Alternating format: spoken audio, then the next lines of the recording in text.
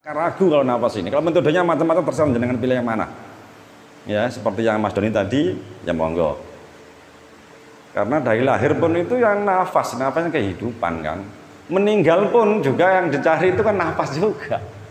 Tali urip juga nafas ini. Jadi termasuk pesawat yang cepat itu diantaranya juga nafas ini. Perjalanan menghadap Allah ini. Nafas ini. Lebih-lebih nafas yang dimasuki dengan dzikir malah luar biasa. Jenengan nun sewu tanpa dzikir pun nafas itu Mas Doni itu sudah luar biasa. Tanpa jenengan isi itu sudah luar biasa nafas ini. Karena ini makhluk yang terdekat dengan Allah itu nafas. Kalau saya walaupun diam itu loh, kalau saya yang diam itu saya ngamalkan dari guru sekumpul.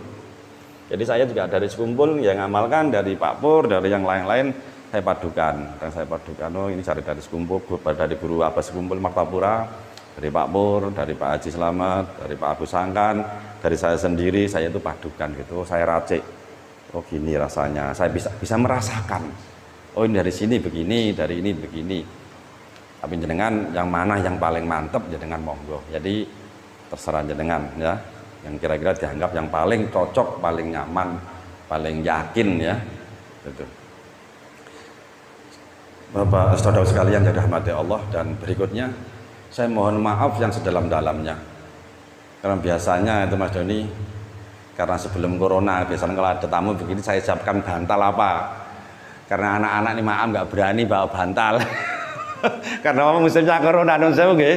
Jadi jenengan mangke saged nun sewu. Ngapunten astu saged istirahat teng inggil monggo, teng griya sing kilian niku monggo mangke nek badhe paring nyare nggih. Tapi ngapunten mboten kula siapi napa-napa, mboten kula siapi bantal. Soalnya kan karena akan musim corona ngoten nun sewu Pak nggih.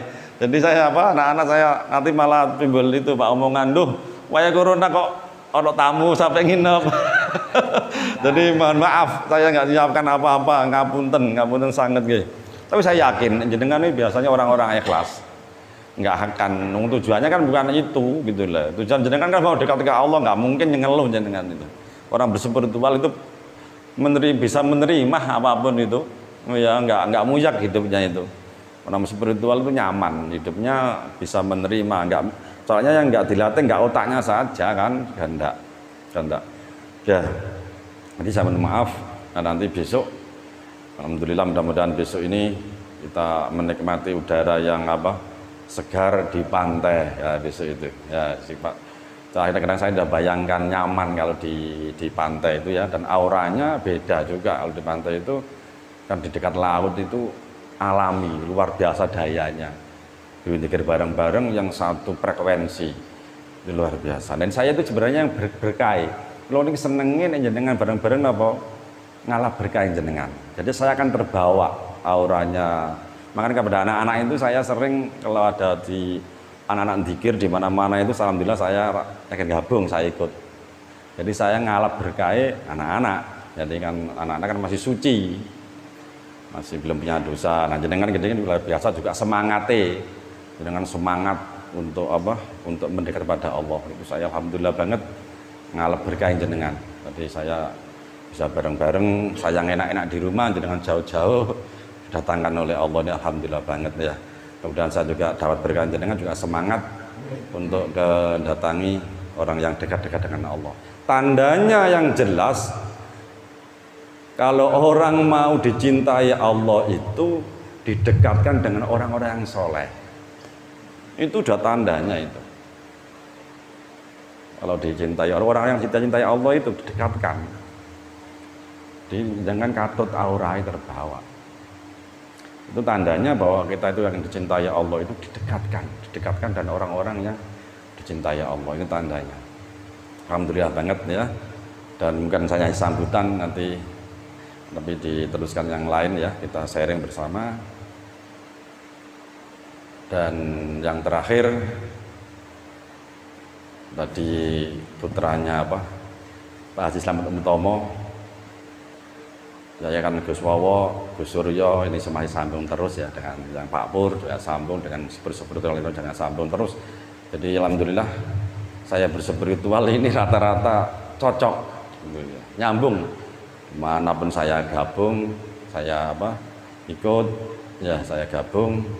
Intinya saya ambil positifnya, yang sing ada kebersamaannya, sing podo, perbedaannya saya simpen saja, nggak seakan saya apa. Makanya saya nyaman di spiritual manapun, rata-rata saya ikut, tapi saya ambil positifnya ya. Jadi dan mudah-mudahan spiritual yang khususnya di Jawa Timur ini tambah kuat ya, tambah kuat. Jawa Timur kan beda, pokoknya harus Jawa Timur ini harus powernya beda ya. Mudah-mudahan ini setelah ini tambah kuat ya spiritual Jawa Timur. Sampai yakin saya benar-benar yakin nanti Jawa Timur ini kuat dibanding daerah yang lain.